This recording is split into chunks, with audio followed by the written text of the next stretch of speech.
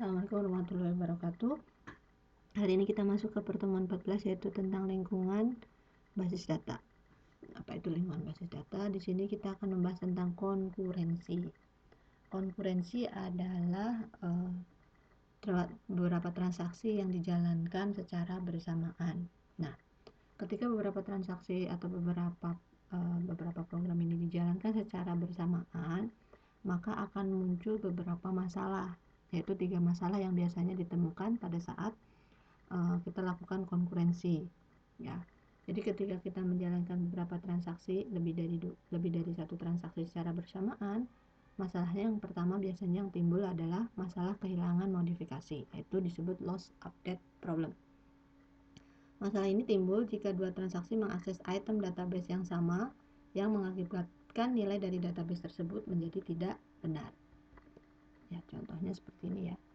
Pada saat ini adalah menit, misalkan detik ya, detik ke-1, detik ke-2, 3, 4 dan seterusnya. Di sini transaksi A dibaca, kemudian di detik kedua transaksi B membaca, kemudian di sini si A ini memodifikasi pada detik ketiga, kemudian pada waktu keempat, detik keempat, si B ini memodifikasi. Lalu yang terjadi di sini data transaksi, misalkan contohnya ini pada rekening bersama, yaitu Ika dan Susi. Pertama dia read saldo, kemudian juga read saldo. Di sini ada pengurangan saldo, harusnya menjadi 950. Kemudian di bawah sini juga ada penambahan saldo menjadi 100. Harusnya saldo awalnya 100, ini sudah 950. Ternyata yang tertulis adalah 1.100.000, harusnya kan 1.050.000. Ini karena terjadi tadi loss update problem, ya. Nilai saldo bisa menjadi tidak benar jika disebabkan pembacaan transaksi ini tadi belum disimpan, tapi sudah dilakukan perubahan di tempat yang lain. Nah, ini adalah masalah yang pertama yang terjadi ketika kita lakukan konkurensi. Kemudian masalah yang kedua adalah masalah modifikasi sementara atau uncommitted update problem. Masalah ini timbul jika transaksi membaca suatu record yang sudah dimodifikasi oleh transaksi lain, tetapi belum selesai atau belum uncommit ya. Di sini terdapat kemungkinan kalau transaksi tersebut dibatalkan atau rollback. Nah, ini adalah uncommit update problem. Contohnya di sini di menit pertama ada membaca R, di sini juga memodifikasi.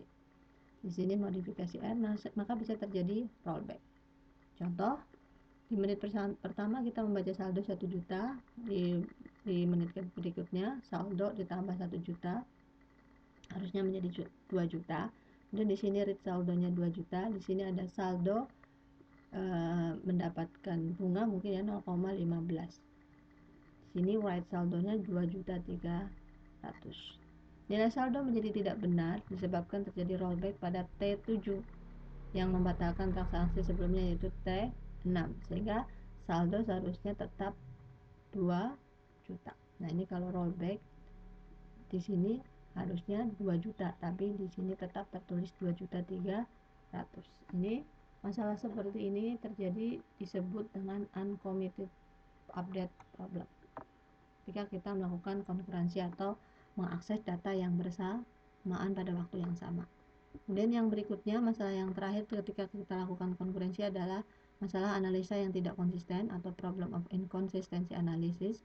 Masalah ini timbul jika sebuah transaksi membaca suatu nilai, tetapi transaksi yang kedua mengupdate beberapa nilai tersebut selama eksekusi transaksi yang pertama. Nah, contohnya di sini di menit pertama ini membaca nilai 40, kemudian di sini membaca nilai yang kedua adalah 50. Kemudian di sini ketiga membaca nilai ketiga 30, modifikasi nilai 30 dirubah menjadi 20. Kemudian membaca nilai 1 tetap 40, membaca modifikasi nilai satunya menjadi 50, lalu commit. Ternyata baca nilai 3-nya ini 20, jumlahnya menjadi 110, bukan 120. Transaksi A menjumlahkan nilai 1, 2, dan 3. Transaksi B nilai 1 plus 10, nilai 3 dikurangi 10. Nah, itu adalah 40. Kalau ini kan 40 tambah 50, 90, terus tambah 30, 120. Tapi di sini kan sudah terjadi perubahan, modifikasi nilai 3-nya menjadi 20. Maka di sini harusnya nilai 20 menjadi 100, jumlahnya menjadi 110. Nah, ini adalah disebut dengan inconsistency analysis problem, ya, problem of inconsistency analysis. Jadi ada 3 masalah yang ditimbulkan ketika kita lakukan konkurensi, atau konkurensi tadi adalah mengakses data atau transaksi yang sama dalam waktu yang bersamaan. Oke, kemudian jika tidak ingin terjadi masalah pada konkurensi, maka harus dilakukan yang pertama adalah locking atau penguncian. Ini adalah mekanisme mengontrol konkurensi. Jadi biar tidak terjadi masalah yang tadi, kita lakukan yang ini. Konsep dasarnya, ketika transaksi memerlukan jaminan kalau record yang diinginkan tidak akan berubah secara mendadak, maka diperlukan kunci ya untuk record tersebut. Fungsinya untuk menjaga record tersebut agar tidak dimodifikasi oleh transaksi yang lain. Nah, kemudian jenis-jenis locknya ini ada S, ini untuk share, kemudian X ini untuk pengguna untuk membaca dan juga merubah, dengan pengguna konkuren lain tidak diperbolehkan membaca atau mengubah record tersebut. Dan cara kerjanya, misalkan ini dibaca, kemudian di sini dibaca lagi, di sini modifikasi. Ketika dimodifikasi maka X dikunci dulu, kemudian di sini modifikasi X, kunci dulu baru tunggu. Jadi di sini tidak akan terjadi tadi last update problem. Pada uncommit update problem juga seperti itu. Di sini bisa dikunci, kunci X tadi untuk bisa merubah, kunci X ini berarti ketika dia sedang merubah, transaksi B sedang merubah, maka si A tidak bisa merubah. Dia hanya bisa S atau membaca saja. Nah, ketika kunci X dilepas, di sini juga bisa membaca lagi. Nah, ini contohnya. Ketika di sini dilepas, maka si A ini sudah bisa diberikan kunci X atau bisa merubah. Begitu dan seterusnya. Dalam problem of inconsistency analysis juga sama. Di sini misalkan ketika membaca, ketika sedang dilakukan modifikasi, maka yang lain diberi kunci S, itu hanya untuk membaca. Sedangkan yang memodifikasi kita berikan kunci X, yaitu bisa merubah dan juga bisa membaca. Nah, itu locking. Kemudian ada time stamping. Ini adalah salah satu alternatif mekanisme kontrol konkurensi yang bisa menghilangkan masalah deadlock. Pada dua masalah yang timbul pada saat time stamping adalah transaksi memerintahkan untuk membaca item yang sudah diupdate oleh transaksi yang belakangan. Kemudian transaksi memerintahkan untuk menulis sebuah item yang nilainya sudah dibaca atau ditulis oleh transaksi yang belakangan. Crash and recovery ini adalah failure atau kegagalan dari suatu sistem. Penyebabnya disk crash, yaitu informasi yang ada disk akan hilang, atau power failure, itu informasi yang disimpan pada memori utama dan register yang hilang, atau software error, yaitu output yang dihasilkan tidak betul dan sistem database-nya sendiri akan memasuki suatu kondisi tidak konsisten. Nah, klasifikasi failure tadi ya, di sini failure atau kegagalan berdasarkan jenis storage-nya adalah volatile. Ada 3 volatile storage. Ini biasanya informasi pada volatile akan hilang jika terjadi kerusakan sistem.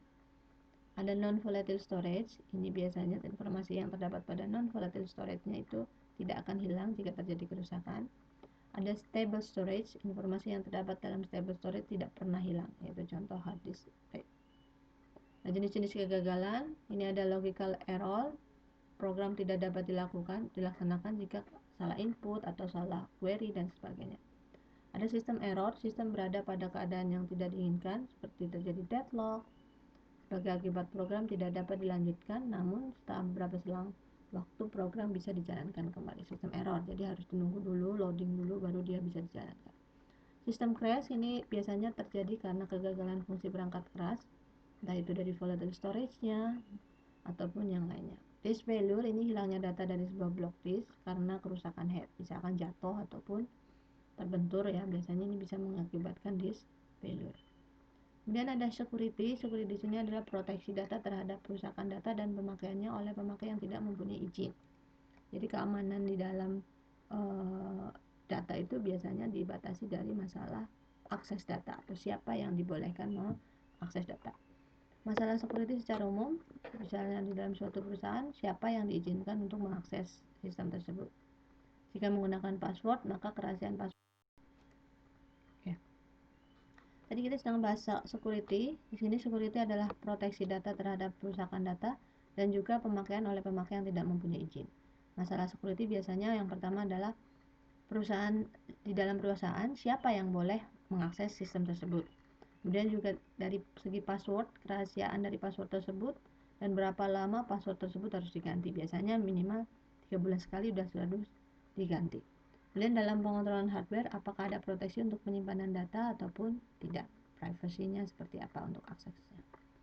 Kemudian dua kategori penyalahan database. Yang pertama adalah anomali yang disebabkan oleh pendistribuan data pada beberapa komputer, ya. Ini kategori yang tidak sengaja, jadi misalkan salah kopas atau salah kirim. Ada kategori yang disengaja, misalkan insert, delete, update oleh pihak yang tidak berwenang. Kemudian tingkatan masalah security ada physical, berkaitan dengan pengamanan lokasi fisik database, ditempatkan di mana, yang tidak mudah dijangkau oleh orang, misalkan aman dari misalkan kebanjiran ataupun kebakaran, itu merupakan masalah security dari segi fisikal. Man, ini berkaitan dengan wewenang user tadi, siapa yang berhak mengakses dan siapa yang tidak.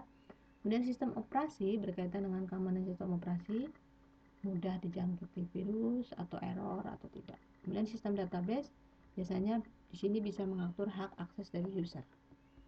Nah, pemberian wewenang dan konsep view ini adalah cara yang diberikan oleh seseorang pemakai untuk mendapatkan model database yang sesuai dengan kebutuhan perorangan. Database relasional membuat pengamanan pada level relasi, yaitu diperbolehkan atau tidak mengakses langsung suatu relasi. View, diperbolehkan atau tidak mengakses data yang terdapat pada view. Read authorization, ini bisa dibaca atau tidak, boleh dimodifikasi. Insert authorization, ini pemakai boleh menambah data baru tetapi tidak dapat memodifikasi data yang sudah ada. Nah, update authorization, pemakai boleh memodifikasi tapi tidak dapat menghapus data. Delete, pemakai boleh menghapus data. Index, pemakai boleh membuat atau menghapus data index. Research authorization, mengizinkan pembuatan relasi-relasi baru. Alternation authorization, ini mengizinkan penambahan. Drop, ini boleh menghapus relasi yang sudah ada. Kemudian dari integrity, berarti memeriksa keakuratan dan juga validasi data. Yang pertama, integrity constraint, memberikan satu sarana yang memungkinkan pengubahan database oleh pemakai berwenang sehingga tidak akan menyebabkan data inkonsisten atau tidak konsisten. Integrity rule, ini biasanya pada basis data relasional ada dua. Integrity entity, tidak ada satu komponen kunci primer yang bernilai kosong. Dan integrity referensi, yaitu domain bisa dipakai sebagai kunci primer bila merupakan atribut tunggal pada domain yang bersangkutan. Oke. Untuk masalah pertemuan yang ini, pembahasannya hanya seperti itu. Ya, sampai dengan lingkungan basis data, dari mulai konkurensi, masalah yang ditimbulkan sampai dengan tadi keamanan. Oke, Ibu cukupkan untuk pembahasan kali ini.